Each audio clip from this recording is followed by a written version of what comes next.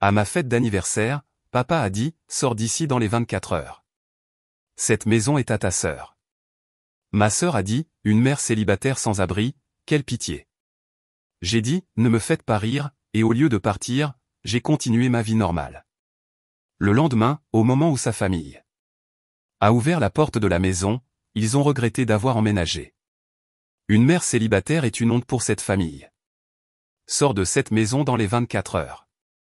Cela s'est produit au moment même où les bougies de mon gâteau pour mes 32 ans se sont éteintes. La voix appartenait à mon père, Alain. Ses yeux me transperçaient, non pas avec la chaleur d'un parent regardant sa fille, mais avec le même mépris glacial que l'on pourrait réserver à une ordure dans la rue.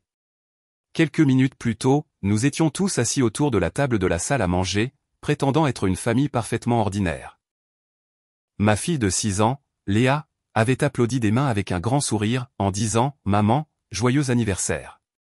Mon père, ma mère, ma sœur jumelle, Chloé, et son mari, Damien, étaient tous réunis à table. J'espère que nous pourrons continuer à vivre paisiblement dans cette maison à partir de maintenant. Avec ce petit souhait dans mon cœur, j'avais doucement soufflé les bougies. Le son des applaudissements de la famille a rempli la pièce. Mais au moment où ils se sont arrêtés, le visage souriant de mon père a disparu comme si un masque était tombé, et ses yeux sont devenus de glace. J'ai décidé de donner cette maison à Chloé et Damien. Dans le silence qui a suivi, comme si le temps lui-même s'était figé, mon regard a glissé sur la table. Le gâteau que Léa avait choisi, les plats que ma mère avait disposés, et cet ensemble de salles à manger. Tout avait été acheté avec l'argent que j'avais gagné à la sueur de mon front et à force d'épuisement. J'ai réparé le toit qui fuyait, arrangé les planchers qui craquaient, et j'ai consacré tout ce que j'avais pour que cette famille puisse vivre confortablement. Et pourtant. Papa, qu'est-ce que tu... Au lieu de répondre à ma voix tremblante, mon père a croisé les bras et a hoché le menton dans ma direction. Assise à côté de lui, ma sœur jumelle, Chloé, affichait un sourire narquois et triomphant, comme si elle avait attendu ce moment, tandis que ma mère tripotait sa serviette, ses yeux baissés montrant un mélange de culpabilité et de soulagement. Je vois. Donc, ce n'était pas seulement l'idée de mon père. Tout le monde ici, tout le monde sauf moi, était dans le coup. Un frisson glacial parcourut mon estomac comme s'il avait été rempli d'eau glacée. Je sentais Léa s'agripper à l'ourlet de ma robe avec des yeux anxieux. Je ne pouvais pas me permettre de perdre le contrôle devant elle. J'ai lentement posé ma fourchette, réprimé mon tremblement, et j'ai regardé droit dans les yeux les personnes impitoyables assises devant moi. Ne me faites pas rire. Ma voix a résonné, basse et stable, dans la salle à manger silencieuse. Qu'est-ce que vous venez de dire? Répétez-le. Mon père n'a pas même haussé un sourcil face à mon défi. Au contraire, il y avait même une pointe de mépris dans son expression figée. Tu ne m'as pas entendu? J'ai dit qu'il n'y a pas de place pour une mère célibataire dans cette maison. Tu es une tâche pour cette famille. C'est vrai, Amélie. C'est une nuisance pour nous si tu continues à rester ici pour toujours, a ajouté Chloé, sa voix empreinte d'une douceur empoisonnée. Ma mère, comme toujours, gardait la tête baissée et ne disait rien. J'ai compris à ce moment-là. Peu importe ce que je crierais maintenant, mes mots n'atteindraient jamais le cœur de ces gens. Ils avaient déjà décidé depuis longtemps de me chasser. Et plus que tout, je ne pouvais pas supporter de blesser davantage Léa, qui me regardait avec des yeux effrayés. Je me suis levé lentement et j'ai pris doucement la main de Léa. Léa, on va dans ta chambre? Ma voix était étonnamment calme, même à mes propres oreilles. Derrière moi, j'ai entendu Chloé laisser échapper un léger rire moqueur, mais je ne me suis pas retourné. Il pensait probablement que j'allais faire mes valises en pleurant et partir tranquillement, que j'accepterais cette humiliation et m'éclipserais. Non, ce n'est pas ce qui allait se passer. Alors que je bordais Léa dans son lit, d'innombrables pensées tourbillonnaient dans mon esprit. Pourquoi? Si être une mère célibataire était une telle honte, pourquoi maintenant? Cela fait déjà 6 ans que je suis revenu dans cette maison. Et plus important encore, pourquoi essaie-t-il de me chasser? Moi, la personne même qui a été la principale source de soutien financier de la famille. Leur style de vie actuel n'existe que parce que j'ai payé la plupart des frais de subsistance. Qu'il me chasse est bien trop irrationnel, bien trop contre nature. Ce ne peut être seulement la fierté de mon père ou son souci des apparences. Il doit y avoir autre chose, quelque chose de bien plus grand et de plus laid derrière cette contradiction. Quelque chose qui compenserait la perte de mon soutien financier. J'en étais certaine. En caressant les cheveux de ma fille anxieuse, j'ai renforcé ma résolution. Tout va bien, Léa. Maman te protégera quoi qu'il arrive. C'est il y a 6 ans, à la naissance de Léa, que je suis retourné chez mes parents. Le père de Léa était un homme doué pour parler de rêves, mais qui n'avait pas la force de vivre dans la réalité. Notre vie ensemble était instable, et il comptait constamment sur moi. Quand il a découvert que j'étais enceinte de Léa, il a discrètement disparu de ma vie. Heureusement, ma carrière de décoratrice d'intérieur se portait bien. J'avais une stabilité financière plus que suffisante pour élever ma fille seule. Mais alors que je luttais pour concilier mon emploi du temps de travail exigeant et la garde des enfants, mes parents m'ont fait une offre. Pourquoi ne reviens-tu pas à la maison? Chloé vient de se marier et de déménager. Nous t'aiderons à élever le bébé, et en retour, tu pourras nous aider un peu financièrement. Ce n'était pas une mauvaise affaire pour moi, ni pour eux. J'ai donc accepté leur offre. À partir de ce jour, j'ai continué à fournir un soutien financier à ce foyer. À l'époque, cette maison héritée de mon grand-père était devenue vieille et délabrée. J'ai payé les réparations du toit qui fuyait, rénové la cuisine démodée et remplacé la plupart des meubles du salon. En échange de leur aide pour la garde des enfants, j'ai maintenu cette famille et cette maison à flot.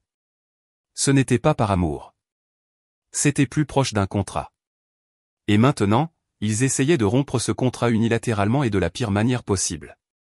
Quand Léa a finalement commencé à respirer doucement dans son sommeil, je me suis levé tranquillement du lit et j'ai regardé l'obscurité derrière la fenêtre. Les mots cruels de mon père n'étaient pas le produit d'une émotion passagère. Non, c'était la vie finale de quelque chose de bien plus calculé, un plan prémédité et glacial. Et j'avais toutes les raisons de le croire. À bien y penser, l'atmosphère dans cette maison était tendue depuis des mois. Chaque fois que j'entrais dans le salon, les conversations à voix basse entre mes parents et Chloé s'arrêtaient brusquement, comme si quelqu'un avait appuyé sur un interrupteur. Au début, je pensais que je l'imaginais. Mais avec le temps, c'est devenu de plus en plus évident. Une fois, j'ai vu ma mère cacher précipitamment une lettre sous la table quand elle m'a remarqué.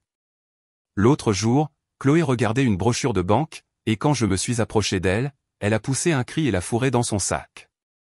Et de leur conversation chuchotée, j'avais saisi des bribes de mots. Propriété, garantie, document. Chaque pièce qui semblait autrefois dénuée de sens s'assemblait maintenant ce soir, complétant une image hideuse avec la pièce finale, sort d'ici dans les 24 heures. Ils avaient comploté dans mon dos au sujet de cette maison et de mon argent. Ce n'était plus une simple querelle de famille. Non, cela sentait quelque chose de bien plus sombre. Quelque chose qui pourrait même être qualifié de crime. Mes mains tremblaient alors que je serrais mon téléphone intelligent. Dans la liste de contacts, j'ai cherché la seule personne en qui je pouvais vraiment avoir confiance. Zoé avait été mon amie la plus proche depuis nos années d'université, et maintenant elle était une avocate à succès. Il était déjà tard dans la nuit, mais sans hésitation, j'ai appuyé sur le bouton d'appel. Après quelques sonneries, j'ai entendu la voix ferme et posée de Zoé à l'autre bout du fil. « Amélie, qu'est-ce qui ne va pas? Pourquoi appelles-tu à cette heure ?» Le simple fait d'entendre sa voix a calmé la tempête en moi. « Zoé, je suis désolé d'appeler si tard. J'ai besoin de ton aide. » En tant qu'avocate, au moment où elle a entendu la fermeté dans mon ton autrement calme, elle a semblé comprendre que quelque chose de grave s'était produit. Sa voix a adopté un ton professionnel. « Bien sûr.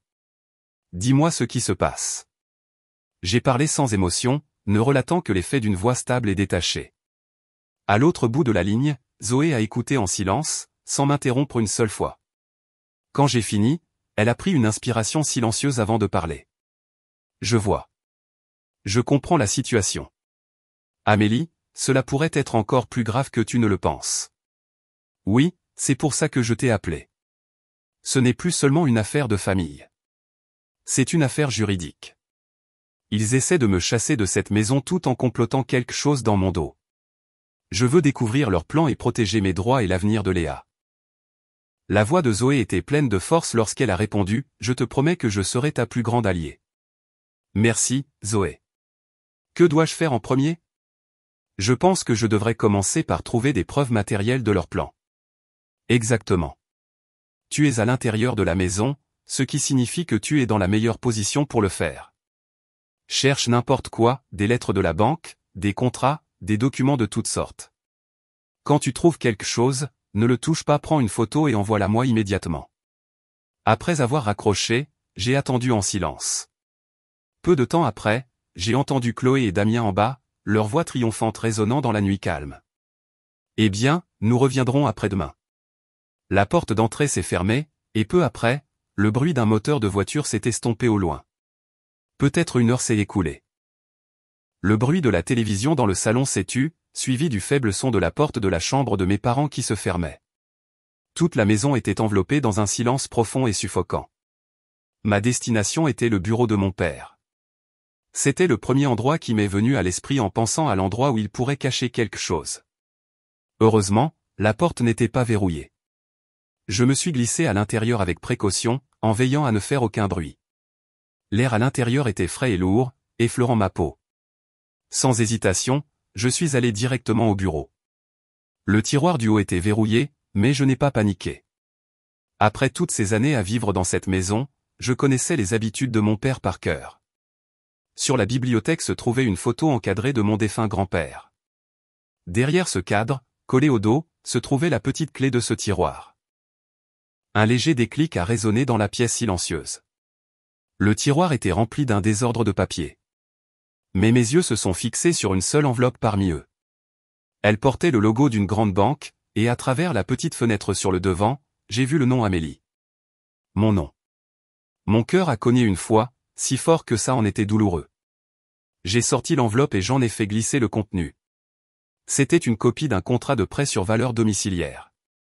Le montant du prêt m'a sauté aux yeux, 19 000 €. Et à côté du nom indiqué comme débiteur, le mien, se trouvait une signature falsifiée qui imitait mon écriture avec une précision troublante. Donc, j'avais raison. Mon intuition avait été juste depuis le début.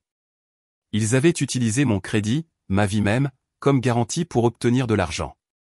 Mon sang a bouilli de rage. Et pourtant, mon esprit est resté froid, parfaitement clair.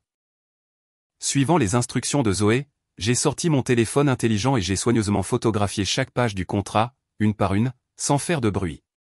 Ensuite, je lui ai envoyé les images avec un seul message, j'ai trouvé. Après cela, j'ai replacé les documents dans l'enveloppe, fermé le tiroir, les reverrouillé et j'ai remis la clé à sa cachette. Tout semblait exactement comme avant. Il n'avait toujours aucune idée. Il ne pouvait pas imaginer que je savais déjà tout. Ensuite, pour récupérer la dernière preuve qui scellerait leur culpabilité, je me suis retourné et me suis dirigé silencieusement vers le placard de ma chambre. À l'intérieur du placard se trouvait une unique mallette verrouillée, quelque chose que j'avais gardé précieusement depuis le jour où mon grand-père est décédé et où j'ai pris la responsabilité de toutes les procédures de succession. À l'intérieur de cette mallette se trouvait la copie notariée originale du testament de mon grand-père. Avec des doigts tremblants, j'ai tourné les pages jusqu'à ce que mes yeux s'arrêtent sur une ligne particulière, après ma mort, la propriété de la maison et du terrain où je réside actuellement sera héritée en totalité par ma petite-fille, Amélie. Peu de temps avant sa mort, mon grand-père m'avait appelé seul dans sa chambre d'hôpital et m'avait dit, « Amélie, je veux te le dire moi-même. J'ai décidé de te laisser cette maison. » C'est écrit clairement dans mon testament.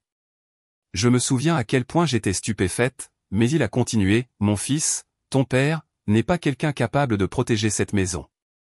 Personne d'autre dans la famille ne l'est non plus. Une fois que je serai parti et qu'ils apprendront cela, les choses vont mal tourner. Ils essaieront de te manipuler pour te convaincre de renoncer à tes droits.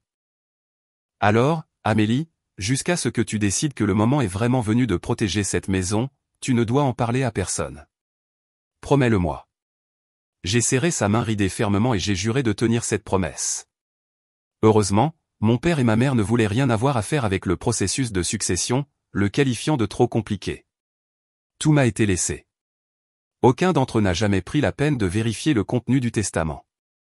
Ils ont simplement supposé que mon père avait hérité de la maison. J'ai gardé le secret de mon grand-père et n'ai jamais corrigé leur malentendu. Maintenant, j'ai placé le testament notarié dans un dossier transparent et j'ai envoyé un message à Zoé, c'est ma dernière carte maîtresse. Puis, regardant le plafond sombre, j'ai murmuré, « Grand-père, s'il te plaît, veille sur moi.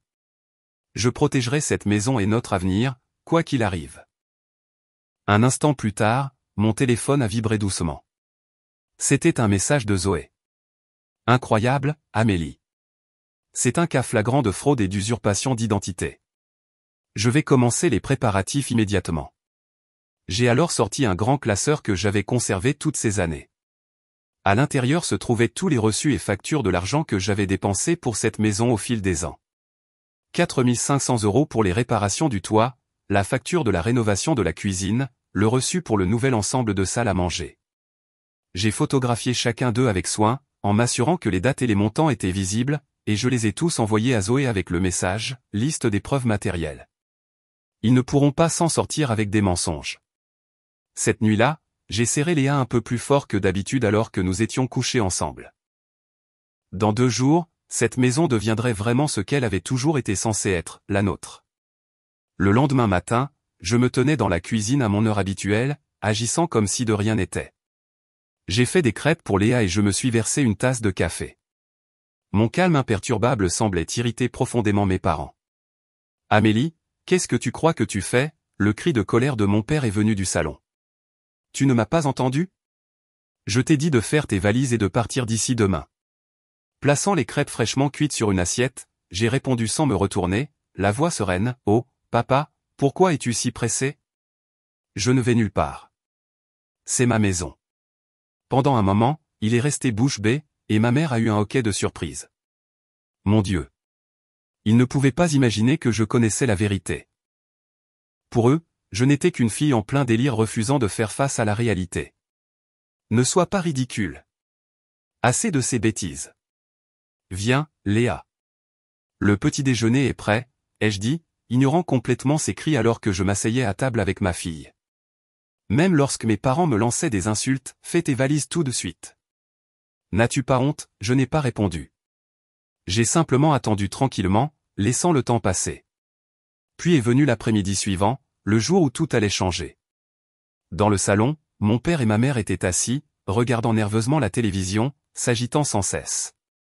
Mon silence de la veille avait clairement perturbé leur plan. Ils n'arrêtaient pas de jeter des coups d'œil à l'horloge, tapant du pied avec impatience. Pendant que Léa et moi partagions des biscuits pour le goûter, mon père a finalement perdu son sang-froid et a sauté du canapé. Amélie, ça suffit. C'est aujourd'hui la date limite. Ma mère a enchaîné, sa voix aiguë et hystérique. C'est vrai. Chloé et Damien seront là d'une minute à l'autre. Parfait, ai-je dit calmement. J'attendais que Chloé arrive. Juste à ce moment-là, comme par un signal, le son joyeux de la sonnette a retenti dans la maison. Sur le moniteur sont apparus Chloé et Damien, tous deux rayonnant avec des sourires suffisants. Dans leurs mains, ils portaient une bouteille de champagne, sans doute pour célébrer leur nouvelle vie. Quand j'ai ouvert la porte, Chloé est passée devant moi comme si j'étais invisible. « Oh, Amélie, tu es encore là ? Tu n'as pas encore fini tes valises ?» Sa voix dégoulinait de fausse sympathie. « C'est ça. Quand est-ce que tu pars ?» La voix furieuse de mon père a de nouveau retenti, sans différence avec avant. J'ai souri calmement et j'ai dit, « Je ne peux pas encore partir. Il y a encore un invité très important qui n'est pas arrivé. » À ce moment précis, presque comme par un signal, la sonnette a de nouveau sonné.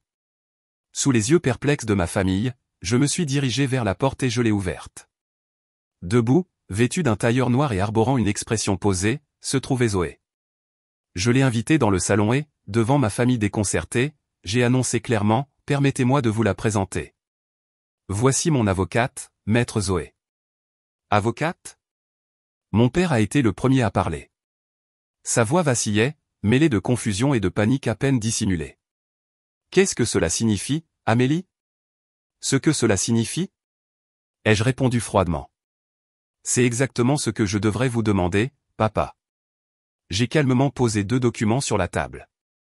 L'un était une copie du contrat de prêt sur valeur domiciliaire falsifié portant ma signature contrefaite. L'autre était le testament notarié, prouvant qui était le véritable propriétaire de cette maison. Quoi ? Qu'est-ce que c'est que ça ? Ça, ai-je dit, c'est le contrat de prêt que vous avez contracté en mon nom. 19 000 €, en utilisant mon identité. Au moment où ces mots ont quitté ma bouche, j'ai vu le sang se retirer des visages de Chloé et de ma mère. Mon père a marmonné dans sa barbe, c'est absurde. Absurde, ai-je dit sèchement. Oui, vous avez raison. C'est absurde que vous soyez allé jusqu'au bout. puis j'ai fait glisser le testament sur la table vers eux. Et voici votre deuxième erreur. Vous semblez avoir cru que cette maison vous appartenait, mais malheureusement pour vous, ce n'est pas le cas. Le testament de grand-père stipule clairement qu'il m'a laissé cette maison, à moi, Amélie. Je suppose que vous vous en êtes déjà rendu compte. Ce n'est pas possible. Mon père s'est jeté sur le document, mais Zoé a fermement arrêté sa main. Pourquoi? Pourquoi as-tu ça? A-t-il balbutié, regardant impuissant ma mère et Chloé. Vous aviez besoin d'argent, alors vous êtes allé à la banque, n'est-ce pas? Vous avez essayé de contracter un prêt à votre nom, pensant que c'était votre maison. Mais la banque a dû vous dire la vérité, n'est-ce pas? Cette propriété n'appartient pas à vous, mais à votre fille, mademoiselle Amélie. À ces mots, leurs trois visages se sont figés de terreur pure. C'était en plein dans le mille. Vous avez découvert la vérité là-bas, n'est-ce pas? Et au lieu de désespérer, vous avez élaboré un plan encore plus diabolique. Vous vous êtes fait passer pour moi, la véritable propriétaire de cette maison, vous avez pris l'argent, et une fois que vous aviez fini, vous m'auriez jeté dehors pour vous emparer de cette maison. Ai-je raison? L'annonce à ma fête d'anniversaire avait été leur ignoble signal de célébration, les acclamations pour les 19 000 € qu'ils avaient extorqués à la banque. Face à ce fait, ils ne purent prononcer un seul mot en réponse. Attends, Amélie, c'est. Mon père fut le premier à parler. C'était pour la famille. Nous avions besoin d'un peu d'argent. Chloé avait des problèmes. Un peu d'argent? Qu'est-ce qui pourrait bien nécessiter une somme aussi importante que 19 000 €? Je les ai scrutés un par un avec des yeux qui semblaient vides d'émotion. J'ai demandé à Zoé de vous enquêter. À cette simple déclaration, le visage de Chloé a perdu toute couleur. Vos relevés de cartes de crédit, les archives de l'escroquerie à l'investissement dans laquelle vous êtes tombé. Tout est là. J'ai fait glisser une copie du rapport que Zoé m'avait envoyé sur la table. Pourquoi avait-il soudainement besoin de 19 000 €? Zoé avait engagé un enquêteur et avait minutieusement retracé les flux de trésorerie de Chloé pour moi. Le contenu du rapport était bien pire que ce que j'avais imaginé. Stupide, égoïste et imprudente. D'énormes dettes de cartes de crédit, des dépenses extravagantes et hors de portée derrière des publications glamour sur les réseaux sociaux.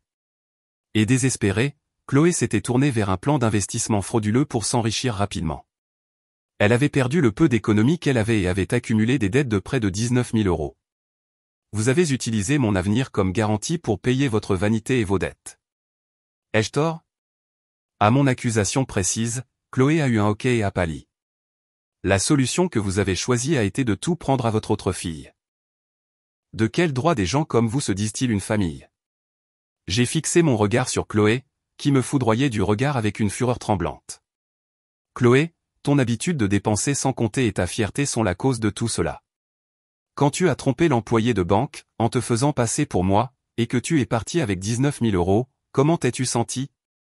Elle tremblait, les lèvres frémissantes, incapable de répondre. Tu ne voulais pas seulement de l'argent. Tu étais jalouse de tout ce que j'ai construit, et tu aspirais au sentiment de supériorité qui viendrait en me chassant de cette maison dans le désespoir. N'est-ce pas? Damien regardait avec une expression maladivement détachée, comme si c'était le drame de quelqu'un d'autre. C'était le vrai visage de ma famille. Quand les choses devenaient gênantes, il rejetait la faute sur les autres, implorait le pardon, puis entrait dans une rage folle. Il n'y avait pas d'amour, pas de lien, pas d'honnêteté, rien du tout. N'ose pas, a hurlé Chloé en se levant d'un bond. Si seulement tu n'étais pas là, tout se serait bien passé. C'est toujours comme ça avec toi. Tu es toujours l'enfant parfaite, la brillante décoratrice. J'ai souffert dans ton ombre pendant si longtemps. Cette maison était censée être la mienne. Une mère célibataire comme toi ne mérite pas d'être heureuse. Chloé m'a crié dessus, lançant des insultes, et à cet instant, assez. Ma voix, plus froide que la glace, a pris le contrôle de la pièce. Voir la laideur de la vraie nature de Chloé a balayé le dernier soupçon de doute dans mon cœur. Demain, je déposerai une plainte pénale contre vous tous pour usurpation d'identité et fraude, et j'engagerai également une action civile. Une action en justice, a croassé mon père. Qu'est-ce que tu dis, Amélie? Tu vas poursuivre ta famille en justice? Silence. Ma voix, basse et tranchante d'une manière qui m'a surprise moi-même, a retenti dans le salon. Vous n'avez pas le droit de prononcer ces mots. Et Chloé, grâce à toi, je suis absolument résolu. Ce à quoi tu feras face n'est pas une nouvelle vie, mais les crimes que tu as commis et la punition qui s'ensuit. J'ai pointé la porte d'entrée. Quittez cette maison maintenant. Ne souillez pas davantage ma maison. Mon père a encore tenté une dernière résistance, commençant à dire « Qu'est-ce que tu dis ?» C'est ma. Zoé l'a interrompu. Monsieur Alain, vous devriez vous arrêter là pour votre propre bien. Zoé a lancé l'avertissement final à la famille stupéfaite. Écoutez. La maison dans laquelle vous vous trouvez est légalement la propriété d'Amélie. Vous tentez de défier son ordre clair de quitter les lieux, ce qui constitue une violation de domicile. Si nous contactons la police maintenant, vous serez arrêté sur le champ, non seulement pour fraude, mais aussi pour l'infraction en cours. Dans ce cas, la possibilité de recevoir une peine avec sursis sera presque nulle. Ces termes juridiques concrets et froids d'avocate ont complètement anéanti leur dernier bluff. Prenez une décision sage. Vos affaires seront enlevées à une date et une heure ultérieure que nous désignerons, sous supervision. Pour l'instant, quittez cette maison immédiatement. Les mots de Zoé ont été le coup de grâce. Le bruit de la porte d'entrée claquant a retenti, annonçant la fin d'une longue bataille et le début d'une nouvelle vie. Le lendemain, je suis allé au commissariat avec Zoé. La plainte pénale a été officiellement acceptée. En même temps, l'action civile que nous avions intentée s'est déroulée sans accroc, grâce au travail impeccable de Zoé. Plusieurs mois plus tard, le jour du verdict est enfin arrivé. Au procès pénal, mon père, ma mère, Chloé et Damien tous les quatre ont été reconnus coupables de fraude et de faux en écriture privée. Bien que leur statut social et leur absence d'antécédents judiciaires leur aient épargné la prison ferme, ils ont reçu de lourdes peines avec sursis. Le procès civil, lui aussi, s'est soldé par une victoire complète pour nous. Le prêt sur valeur domiciliaire de 19 000 € contracté en mon nom a, bien sûr, été déclaré nul. L'obligation de rembourser la banque a été imposée conjointement à ceux qui avaient réellement pris l'argent. De plus, le tribunal a reconnu l'intention malveillante derrière leurs actions et les a condamnés à payer la totalité des dommages et intérêts que j'avais réclamés. Même en les regardant baisser la tête dans la salle d'audience, je n'ai ressenti aucun triomphe, seulement un sentiment de soulagement tranquille, comme si quelque chose qui avait longtemps eu besoin de se terminer l'avait enfin fait. Après tant d'années, j'étais enfin sorti du long et sombre tunnel. Selon les rapports ultérieurs de Zoé, leur vie était devenue difficile depuis lors. Ils ont perdu leur maison et ont été rapidement écrasés par le fardeau de la dette et des paiements de dédommagement. La fierté de mon père avait été brisée, et Chloé a commencé à vivre une vie bien loin de celle, glamour, qu'elle avait toujours désirée, forcée à une existence modeste et contrainte. Pourtant, même en entendant cela, je n'ai ressenti aucune pitié. Ce n'était rien de plus que la conséquence naturelle de leurs propres actions. Ce jour-là au tribunal, lorsque tout a été finalement réglé, j'ai gagné quelque chose de vraiment inestimable, la liberté. Quant à Léa et moi, nos vies sont devenues remarquablement paisibles. La maison que mon grand-père m'a laissée, celle pour laquelle je m'étais si âprement battu, n'est maintenant remplie que de chaleur. Libéré enfin de la malédiction que l'on appelait autrefois famille, j'ai pris la main de ma fille, et ensemble nous avons commencé une nouvelle vie, une vie bâtie sur une véritable indépendance et une force tranquille.